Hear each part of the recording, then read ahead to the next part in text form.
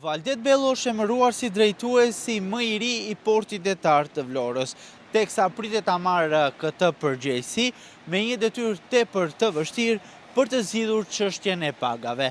Punojësit e portit detar vijojnë që t'jenë ende pa paga dhe emërimi i ri i drejtuesit me sa duket i hap dritën jeshile kalimit të pagave.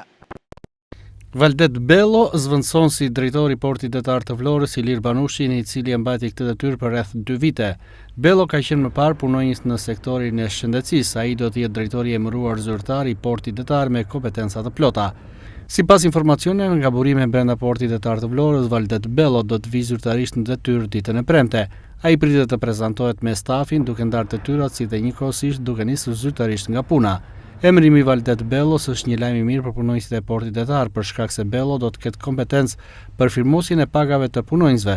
Prej dhjetorit, punonjësit e portit detar janë pa paga për shkak të përfundimit të kontratës të zotit Ilir Banushi, i cili nuk ishte më në detyrë. Bello gjithashtu e presi përpara shumë sfida në administrimin e portit detar të Vlorës. Mos harrojmë që po flasim këtu për një institucion i cili do të zhvendoset drejt portit të peshkimit në një vend ku punimet për portin e ri janë pezulluar.